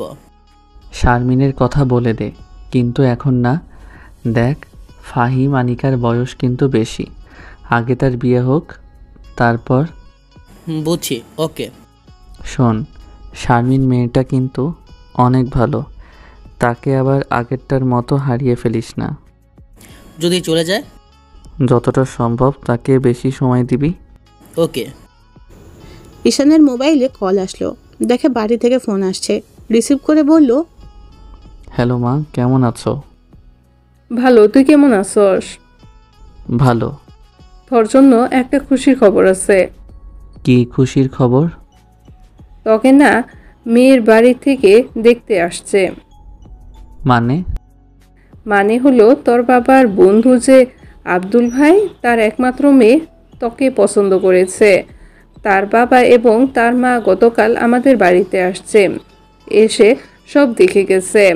তাদের তোকে পছন্দ হয়েছে এবং বাড়ি ঘরও। আর তোর বাপের আর আমার মেয়েকে অনেক ভালো লেগেছে। ঈশানের মাথায় আকাশ ভেঙে পড়লো। এসব কি বলছে? না না, এই মেয়েকে চেনে না জানে না, বিয়ে ঠিক করে ফেলছে। আর এদিকে ঈশান আনিকাকে নিয়ে ঘর সংসার করার স্বপ্ন দেখছে। ঈশান বলল, দেখো মা, তোমাকে আমি পরিষ্কার করে বলে দেই, আমার ঢাকায় একজন মেয়ে পছন্দ আছে, আর বিয়ে করলে আমি তাকেই করব। কিন্তু আমাকে তো বললি না। এই যে এখন বললাম। তোর বাপ যে বলেছে বিয়ে দিলে তোকে এই মেয়ের সাথেই বিয়ে দিবে। সেটা বাবার চিন্তা ভাবনা। আর কিছুদিন পর আমি বললে তোমরা ঢাকায় এসে মেয়েকে দেখে যাবে, বিয়ের তারিখ ঠিক করে যাবা। তাহলে কি এই মেয়েকে না করে দিব? ডাইরেক্ট না করে দাও। আর একটু চিন্তা ভাবনা করে দেখ, মেয়ের বাবা সচ্চায় 5 লক্ষ টাকা যৌতুক দিতে রাজি হয়ে আছে। যৌতুক টৌতুক আমি বুঝি না, না করে দাও। এই বলে ফোন কেটে দিল ঈশান। আর ভাবছে, আগামীকালকের আনিকার ব্যবহার এরকম যদি প্রতিদিন হয় তাহলে তো হবে না, না হলে নাই। আনিকাকে ভালোবাসি, আনিকাকেই বিয়ে করব, দরকার হলে তাকে কিডন্যাপ করব। ঈশানের এরকম রাগি রাগি দেখে ফাহিম বলল, দোস্ত, কি হয়েছে? কোনো সমস্যা? না রে, বাড়ি থেকে আমার জন্য মেয়ে রেডি করে রাখছে, তাই আমি না করলাম। আনিকাকে যদি তোর বাড়ির থেকে পছন্দ না করে? সেটা সমস্যা নাই, বিয়ে করব আমি, ঘর সংসার করব আমি। মা বাবার পছন্দ না হলে আমি কি করব? ওকে দোস্ত। এমন সময় ফাহিমের মোবাইলে কে যেন কল দিল। ফাহিম কথা বলার জন্য বেলকনিতে যায়। ঈশান আনিকাকে কল দিল। আনিকা কল রিসিভ করতেই ঈশান বলল, কি করো? আজকে না ঘুরতে যাব, রেডি হচ্ছি। কোথায় আসবো? আরে তোমার বাসার চৌরাস্তার মোড়ে যে রেস্টুরেন্ট আছে সেইখানে আসো। ওকে। তাড়াতাড়ি এসো। ওকে। ঈশান ফোন রেখে রেডি হতে গেল। রেস্টুরেন্টে গিয়ে দেখে আনিকা এসে বসে আছে। আনিকাকে দেখে ঈশানের মেজাজ পুরো গরম হয়ে যায়। মুখে নাই নিকাব, টাইট বোরকা।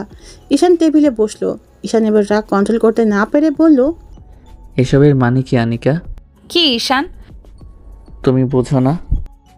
সত্যি আমি বুঝতে পারছি না, তুমি রেগে যাচ্ছ কেন? তোমাকে না বললাম নেকাব পরতে ও লুজ বোরকা পরতে?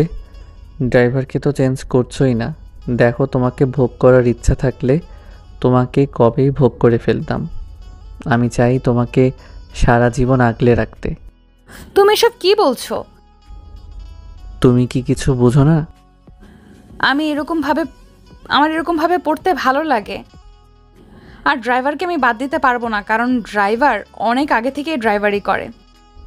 আমি আনিকার মুখ থেকে এরকম কথা শুনে অবাক হয়ে গেলাম। আনিকার চেহারায় কোনো ভাবান্তর নেই।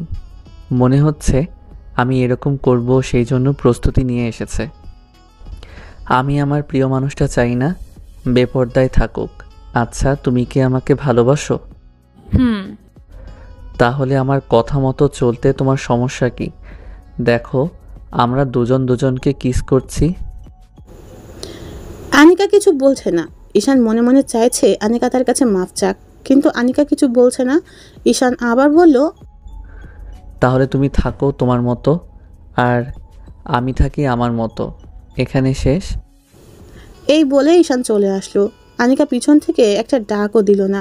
ঈশান ভাবছে, তাহলে কি এতদিন এত সব লোক দেখানো ছিল, কিন্তু আমাকে যে কিস করলো? আমি আনিকার কাজ কারবার কিছুই বুঝলাম না, কিন্তু সব তো শেষ। এখন কি করব আমি? তাকে ছাড়া থাকবো কিভাবে? আমি এটা কি করলাম? না না, ঠিকই আছে, আমার কথা মতো না চললে এরকমই হবে। ধুর, কি করব? মাপ চাইব গিয়ে? না, মাপ চাইব না, হার মানব না। সে কি আমাকে ভালোবাসে না? তাহলে এতদিন এসব কি ছিল? আমার অবাক লাগছে। এতদিন তো যেভাবে চলছে মনে হয়েছে সে আমাকে ছাড়া বাঁচবে না। এখন বাড়িতে কি বলবো? এসব ভাবতে ভাবতে বাসায় চলে আসে। অনেক কষ্টে দিনটা কাটলো। সারাদিনে আনিকা কল দিল না। ঈশান আনিকার কলের অপেক্ষায় বসে আছে। সে কল দিয়ে মাফ চাইলেও তো হয়ে যায়। এভাবে একটা সপ্তাহ চলে যায়। ঈশা কিছুই বুঝতে পারছে না। একটা সপ্তাহ কিভাবে যে গেল সেটা একমাত্র আল্লাহ জানে। ঈশান আর আনিকাকে ছাড়া থাকতে পারছে না। তাই ঠিক করলো আনিকার চেম্বারে গিয়ে নিজেই মাফ চাইবে। সেদিন ছিল শনিবার। ঈশান বিকালের দিকে কোচিং করিয়ে আনিকার চেম্বারের উদ্দেশ্যে রওনা দিল। এমন সময় কোথা থেকে জানি এক মেয়ে এসে ঈশানের পথ আটকালো। নেকাব ঢাকা, মুখ লুজ বোরকা, মনে হচ্ছে পর্দাশীল কোনো মেয়ে। ঈশান বলল, কে আপনি? আমার পথ ছাড়েন। কে আমি? আমি গলার সুর শুনে চিনতে পারলাম আনিকা। তাহলে সে আমার কথা মতো চলছে। যাক, আমি হার মানলাম না, আনিকাই হার মানল। মনে মনে ইয়েস, আমি জিতে গেছি।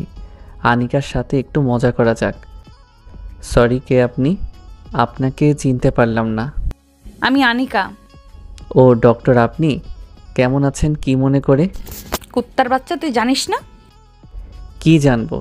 সরি আনিকা, তুমি দেরি করে ফেলেছ। আমার একটা গার্লফ্রেন্ড আছে। আনিকা রেগে গিয়ে আমার শার্টের কালার ধরে বলল, কোনটা তোর গার্লফ্রেন্ড? দেখা, তাকে এখানে আন। ঈশান বুঝতে পারলো আনিকা অনেক রেগে গেছে। দূরের একটা মেয়েকে দেখিয়ে দিয়ে বলল, ওইটা আমার মিষ্টি সুইট গার্লফ্রেন্ড। তোর গার্লফ্রেন্ড দেখুক আমি তার বয়ফ্রেন্ডকে কি করি। এই বলে আনিকা তার নেকাব নিচে নামিয়ে সোজা ঈশানকে লিপ কিস করে বসলো। ঈশান আর আনিকা 30 সেকেন্ড এভাবে ছিল। কলেজের সবাই ওদের দিকে হাঁ করে তাকিয়ে আছে, যেন কলেজের সবাই 30 সেকেন্ডের একটা লাইভ দেখলো। ঈশান বলল, এটা কি করলা তুমি? সারা জীবনের জন্য তোকে আমার করে নিলাম। আমি তো সারা জীবন তোমারই ছিলাম। আমি জানি। তাহলে গত এক সপ্তাহ এসব কি ছিল? তোমাকে পরীক্ষা করছিলাম আর তুমি সে পরীক্ষায় পাশ করেছো। তাহলে এতদিন তোমার এগুলো সাজানো নাটক ছিল? কেন এরকম করলা? বললাম তো পরীক্ষা করছি। তোমরা পরীক্ষাও করো? তোমরা পারো বটে। অনেক দিন ধরে তোমাকে জড়িয়ে ধরি না, এখন আমাকে জড়িয়ে ধরো। ঈশান আনিকাকে জড়িয়ে ধরলো। আনিকা কেঁদে দেয়। ঈশান বলল, কাঁদছো কেন? এটা সুখের কান্না। কেঁদো না। বলো, সারা জীবন আমাকে এইভাবে বুকের ভেতর আগলে রাখবে? সারা জীবন তোমাকে এভাবে বুকের ভিতর আগলে রাখবো। আনিকা আস্তে আস্তে ঈশানকে ছেড়ে দিয়ে বলল, চলো এখন তোমাকে আমার বাড়িতে নিয়ে যাব। আজ না, অন্য দিন। এখন তুমি আমার সাথে যাবা। ওকে। তারপর দুজনের হাত ধরে কলেজ থেকে বাইরে বেরিয়ে আসলো। এসে দুজনে একটা রিকশায় উঠলো। রিকশায় গিয়ে আনিকাদের বাড়ির সামনে নামলো। রিকশায় যতক্ষণ ছিল আনিকা ঈশানের হাত শক্ত করে ধরেছিল। আনিকা ঈশানকে বাড়ির ভেতর নিয়ে যায়, নিয়ে ড্রয়িং রুমে বসিয়ে বলল, তুমি বসো। না না, তুমি আমাকে ছেড়ে যেও না। ঈশান, এটা আমাদের বাসা, এখানে ভয় পাওয়ার কি আছে? তবু তুমি আমার সাথে থাকো। ওকে। আনিকা জোরে শারমিন বলে ডাক দিল। শারমিন ঈশানকে নিচে দেখে বলল, ঈশান ভাই, আপনি আপনি আমাদের বাসায়? বিশ্বাসই হচ্ছে না। বিশ্বাস হবেও না। তুই তোর ভাইয়ের সাথে থাক। তোর ভাই ভয় পাচ্ছে, আমি ড্রেস চেঞ্জ করে আসি। ভাই, আপনি না একটা ভীতু। তাহলে ফাহিম হলো ভিতর ডিম? ফাহিমকে বলছেন কেন? সে তো অনেক সাহসী। সাহসী না, পুরাই আস্ত একটা ভীতু। ভালো হচ্ছে না কিন্তু ভাইয়া। ভীতু বললাম আমি আপনাকে, আর আপনি বললেন ফাহিমকে। তাহলে তুমিও ভীতু? না না। তাহলে কে? আপনি ভীতু। আনিকার মা এসে বলল, কে ভীতু? আন্টি ফাহিম। না না, আমি ভীতু। ফাহিম কে? কেউ না। আন্টি আসসালামু আলাইকুম, কেমন আছেন? ওয়ালাইকুম আসসালাম। ভালো, তুমি কেমন আছো বাবা? ভালো। যা তো, আনিকাকে বল ঈশানের জন্য খাবার নিয়ে আসতে। শারমিন চলে গেল। আনিকার মা বলল, বাবা শোনো, তোমাকে কিছু কথা বলি। অনিকাকে তুমি কন্ট্রোলে রাখতে পারবা। এই মেয়ে কিন্তু অনেক জেদি। তোমাকে পেয়ে আমরা অনেক খুশি। আনিকাকে অনেক ছেলে দেখতে আসছে, কাউকে সে পছন্দ করেনি, অবশ্যই তোমাকে সে পছন্দ করেছে। তোমাকে পেয়ে আমরা অনেক খুশি। Thank you aunty. এখন বলো, তোমার বাবা মাকে কবে নিয়ে আসবা? আনিকার সাথে কথা বলে নেই। ওকে। তোমার আঙ্কেল বাইরে গেছে। তোমার বাবা কি করে? ছোট একটা জুতার দোকান চালাই। তুমি কি করো? পড়ালেখা। তুমি তাকে এখন বিয়ে করতে চাচ্ছ? সেটা আনিকার উপর নির্ভর করছে। এখন সে যখন বলে, সে যদি এখন করে তাহলে আমার সমস্যা নাই, আর যদি বলে আরও 2 বছর পর, সেটাও সমস্যা নাই। তোমার কথা আমার ভালো লাগলো। Thank you aunty. আনিকা খাবার নিয়ে আসলো। আনিকা নতুন কাপড় পরলো। সে যে কাপড় পরুক না কেন, আনিকাকে অনেক সুন্দরী দেখায়। আনিকা ঈশানের সামনে খাবার দিল। আনিকার মা বলল, তাহলে তারা দুজন সিদ্ধান্ত নেয় কি করবে। ওকে, তুমি যাও। তোমাকে তো দারুণ সুন্দরী দেখাচ্ছে। সত্যি তোমার এই ড্রেসে ভালো লাগছে। তুমি যেই ড্রেস পরো না কেন, সবই আমার কাছে ভালো লাগে। থ্যাঙ্কস বলবো না, শুধু বলবো আমি তোমাকে ভালোবাসি। আমি জানি। এখন বলো, মার সাথে তোমার কি কথা হয়েছে? বলছে তোমাকে এখন বিয়ে করব না, পরে। তুমি কি বলো? সেটা তোমার উপর নির্ভর করছে। দেখো, আমার এখনো কোনো স্থায়ী উপার্জনের পথ নেই। সেটা হতে আরও কমপক্ষে 2 থেকে 3 বছর লাগবে। তুমি যদি চাও তাহলে 3 বছর পরে বিয়ে করতে আমার কোনো অসুবিধা নেই। সেটা এখন তোমার উপর। আনিকা কিছু বলছে না, মনে হচ্ছে ভাবনায় ডুবে আছে। কিছুক্ষণ পর বলল, আচ্ছা শোনো, তুমি আমাকে এই 2 মাসের ভেতরে বিয়ে করবা। কিভাবে করবা জানি না। যদি বাড়ি থেকে রাজি না হয় তাহলে পালিয়ে বিয়ে করবা। সত্যি বলছো? তোমার কোনো কাজ করতে হবে না, তুমি শুধু আমার পাশে থাকবা। ওকে। এখন বলো কবে বাবা মাকে নিয়ে আসবো? আগামী সপ্তাহে নিয়ে আসো। ওকে, দেখা যাক। তাহলে আমি উঠি। আমার রুমটা দেখে যাও। না, আরেকদিন দেখব। না না, এখন চলো। আনিকা ঈশানের হাত ধরে টানতে টানতে নিয়ে গেল তার রুমে। ঈশান আনিকার রুম দেখে অবাক হয়ে যায়। রুমটা কি সুন্দর করে সাজানো, যেন এখানে কোনো রানী থাকে। কিন্তু না, শারমিন এসে সব ফাঁস করে দিল। ভাই, অবাক হবেন না, আপনি আসবেন দেখে আপু রুম পরিষ্কার করেছে। আপু যেভাবে থাকে আপনি দেখলে বমি করে দিবেন। ওয়াক থু বলে দিল এক দৌড়। ঈশান আনিকার দিকে তাকালো। আনিকা ঈশানের দিকে তাকালো। আনিকা বলল, সারাদিন তো কাজে ব্যস্ত থাকি, তাই এত পরিষ্কার করতে পারি না। তুমি যে আমার জন্য এত কষ্ট করে রুম ঠিক করছো, এতেই আমি খুশি। থ্যাঙ্কস। ওকে, তাহলে আমি যাই। আমি হানিকার মার সাথে দেখা করে বাসায় আসলাম। এসে বাড়িতে কল দিলাম। আসসালামু আলাইকুম, কেমন আছো মা? ভালো, তুই কেমন? ভালো। আগামী শুক্রবার তোমরা ঢাকায় আসো। তুই ওই মেয়েকেই বিয়ে করবি? হ্যাঁ। আচ্ছা, আমরা আসবো। ওকে, শুক্রবার দুপুরের দিকে আসবা। আচ্ছা। ঈশান ফোন কেটে দিল। এভাবে একটা সপ্তাহ চলে যায়। এ সপ্তাহে ঈশানের 3 বছরের ইনকাম হাতে আসলো। দেখে মাত্র 2.5 লাখ। একেবারে হতাশ হলো। ঈশানের মা বাবা, ছোট বোন আসলো, আর এক চাচা চাচি আসছে। ঈশান তাদের আনিকার বাড়িতে নিয়ে আসলো। এতক্ষণ মা আর বাবা ঈশানকে অনেক কথা বলেছে তাদের পছন্দ করা মেয়েকে বিয়ে করতে, কিন্তু কে শোনে কার কথা। আনিকার বাবা মা এসে তাদের ভিতরে নিয়ে যায়। ঈশান তার ছোট বোন সুবর্ণাকে নিয়ে আনিকার রুমে যায়। গিয়ে দেখে আনিকা আর শারমিন বসে আছে। ঈশান সুবর্ণার সাথে শারমিনকে আর আনিকাকে পরিচয় করিয়ে দিল। শারমিন আর সুবর্ণা সেম বয়সের। ঈশান বলল, শারমিন, তুমি সুবর্ণাকে বাড়িটা একটু দেখাও। সুবর্ণা চলো, তারা দুজন বাইরে। আমি বললাম আনিকাকে, আনিকা তোমাকে কিছু কথা বলি, মন দিয়ে শোনো। বলো। আমার কেমন জানি ভয় করছে। দেখো, আমি আমার মা বাবার পছন্দের মেয়েকে বিয়ে করছি না, তাই তারা তোমার অনেক দোষ ধরবে, বিশেষ করে তোমার বয়স বেশি সেই জন্য। কিন্তু তুমি ঘাবড়ে যাবে না, সব সময় আমি তোমার পাশে আছি। এই 2 হাত কোনোভাবেই ছিন্ন হবে না মৃত্যুর আগ পর্যন্ত। আমি জানি, কিন্তু এখন আমার ভয় করছে। যদি তোমার মা বাবা আমাকে পছন্দ না করে? পছন্দ করবে। ঈশান মিথ্যা কথা বলছে। জানে আনিকাকে কেউ পছন্দ করবে না, কারণ তার বয়স বেশি। মিথ্যা কথা বলে তাকে সাহস দিল। তাই যেন হয়। তুমি কিন্তু আমার পাশে থাকবা। ওকে, তুমি রেডি হয়ে আসো, আমি যাই। আমি আমার ডিসিশন নিয়ে রাখছি।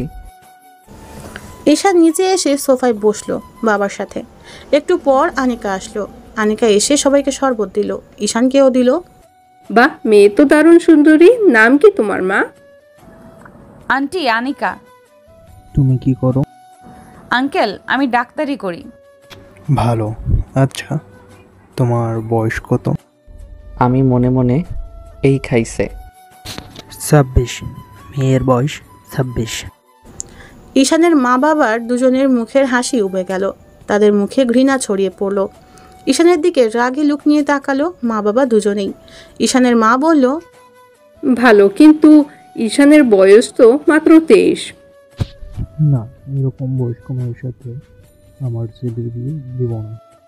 ঈশানরা তো মেয়েকে পছন্দ করছে। ঈশানের সাথে আমার কথা আছে। ঈশান, দেখে যা।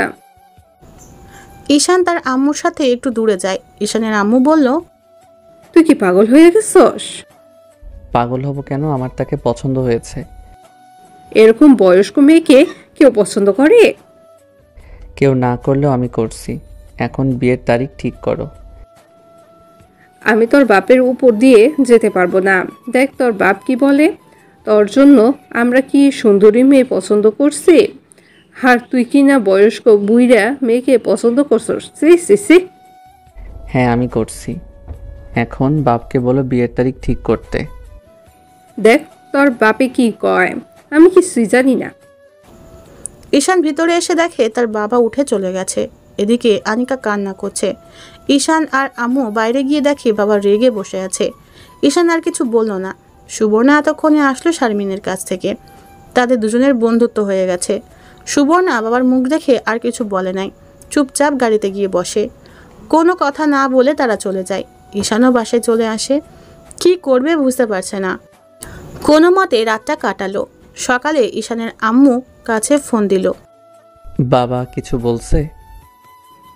না, তোর সাথে কোনো ভাবে এই মেয়ের বিয়ে দিব না। সমাজের লোকেরা কি বলবে? মা, আমি এখন বাচ্চা না, সমাজের মানুষ কি বলবে না বলবে সেটা দিয়ে আমি কি করব? বাবা কি পাশে আছে? হ্যাঁ আছে। লাউড স্পিকার দাও। দিছি, বল। বাবার যদি মন চায় ছেলের বউকে বরণ করে ঘরে তুলতে, তাহলে আমি এখন নাম্বার দিচ্ছি, এখনই ফোন করে বিয়ের তারিখ ঠিক করতে। আর যদি না করে তাহলে বিয়ে করে বাড়িতে আসলে কিছু যেন না বলতে পারে। আমি আবার আধা ঘন্টা পরে ফোন দিলাম মায়ের কাছে। বাবা বলছে, না, তুই যদি এই মেয়েকে বাড়িতে নিয়ে আসিস তাহলে তোকে মেরে হাত পা ভেঙে ফেলবে। ওকে দেখা যাবে। এই বলে ঈশান ফোন রেখে দিল। ঈশান আনিকার সিদ্ধান্ত নিয়ে নিল আগামী সপ্তাহ ওরা বিয়ে করবে। আনিকাকে বাড়িতে নিয়ে গেলে কেউ দেখতে পারবে না, মা বাবা দেখতে পারবে না, পাড়া প্রতিবেশীরা তারা কথা বলবে। আনিকাকে সেখানে নিয়ে গেলে শুধু কাঁদবে। তাই ঈশান ঠিক করলো যে বাসায় থাকে সে বাসার উপরতলায় ভাড়া নিবে। যে টাকা আছে সেখান থেকে ফার্নিচার কিনবে। কোনো আয়োজন না করে বিয়ে করে ফেলবে, এটাই ওদের পরিকল্পনা। ঈশান আনিকার বাড়িতে আসলো। আনিকার রুমে গেল, গিয়ে দেখে বেচারি কেঁদে কেঁদে শেষ। ঈশানকে জড়িয়ে ধরে বলল, তুমি আসছো? আমি তো ভাবছিলাম তুমিও চলে গেছো। তোমাকে ছাড়া আমি যেতে পারি? এখন কি করবা? আমার মাথায় একটা পরিকল্পনা আছে। কি? ঈশান আনিকাকে পরিকল্পনার কথা বলল। পুরোটা শুনে আনিকার মুখ উজ্জ্বল হয়ে যায়। চলো বাসা দেখবে। আনিকা রেডি হয়ে ঈশানের সাথে বাসায় এসে বাসা দেখে। আনিকার পছন্দ হয়েছে। এখন ঈশান আস্তে আস্তে ফার্নিচার উঠাতে থাকে। মোটামুটি একটা সংসারে যা লাগে সব উঠালো। এমনিভাবে এক সপ্তাহ চলে গেল। দিনটি ছিল শুক্রবার। ঈশান রুম আগে থেকেই সাজিয়ে রেখেছে। ফাহিম আর ঈশান দুপুরের পরে আনিকাদের বাড়ি যায়। ভালোভাবেই বিয়ে সম্পন্ন হয়। আনিকার মা বাবা দুজনেরই কৃতজ্ঞতায় মাথা নুয়ে পড়ে ঈশানের প্রতি।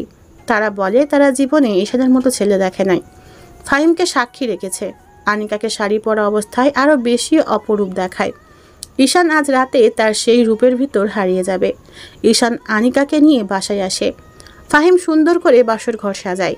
যেহেতু ঈশানের শরীরের উপর দিয়ে আজ অনেক ধকল গেছে, তাই পুরনো রোগ মাথা ব্যথা করতেছে। আনিকা বাসর ঘরে গিয়ে বসে আছে। ফাহিম ঈশানকে ঠেলা দিয়ে ঘরে পাঠিয়ে দেয়। ঈশান ঢুকে দরজা লাগিয়ে দিল। আনিকা ঘোমটা দিয়ে বসে আছে। ঈশান গিয়ে ঘোমটা উঠালো। ঈশান বালিশটা মাথার নিচে দিয়ে শুয়ে রইল। আনিকা, মাথাটা একটু হাতিয়ে দাও তো। মাথা ব্যথা করছে? আনিকা ঈশানের মাথা হাতিয়ে দিচ্ছে। আনিকা মাথা হাতিয়ে দেওয়া ঈশানের অনেক ভালো লাগছে। এভাবে ঈশান ঘুমিয়ে গেল। একেবারে সকালে ফুরফুরে মেজাজ নিয়ে ঘুম থেকে উঠল। আনিকা রুম ঝাড়ু দিচ্ছে। মুখের দিকে তাকিয়ে বুঝতে পারলো মুখে তার অতৃপ্তির হাসি। ঈশান আনিকাকে পিছন থেকে জড়িয়ে ধরে ঘাড়ে কিস করতে লাগে। ঈশান আনিকাকে পিছন থেকে জড়িয়ে ধরে ঘাড়ে কিস করতে থাকে। আনিকা উপভোগ করতে থাকে। ঈশান ঘাড়ে কিস করতে করতে ঠোঁটে গেল। এবার দুজনকে লিপ কিস করতে করতে আনিকা ঈশানকে বিছানায় ফেলে দিল। পরে কি করলো বুঝতেই পারছেন। এভাবে ভালোই চলছিল ওদের সংসার। মাঝে মাঝে ঝগড়া হতো, কিন্তু দিন শেষে দুজন একসাথে একই বিছানায়। টাকা নিয়ে ওদের কোনো সমস্যা হয় নাই। 1 মাসের ভিতর আনিকা ফ্ল্যাট পুরোটা ফার্নিচার দিয়ে ভরে ফেলে, কারণ সংসারটা তার। আনিকা ডাক্তারি করে সংসার চালাইতো। ঈশান প্রাইভেট কোচিং করিয়ে বাড়িতে টাকা পাঠায়। যাই হোক, তারা তার মা বাবা। 2 বছর আগে ঈশানের একটা চাকরি হয়। তখন আনিকা প্রেগনেন্ট, একটা মেয়ে হয়। তখন বাড়ি থেকে সবাই দেখতে আসে এবং আনিকার কাছে ক্ষমা চেয়ে গ্রহণ করে নিল। পরে ফাহিম আর শারমিনের বিয়ে হয় নাই কোনো এক ভুলের কারণে। ধন্যবাদ।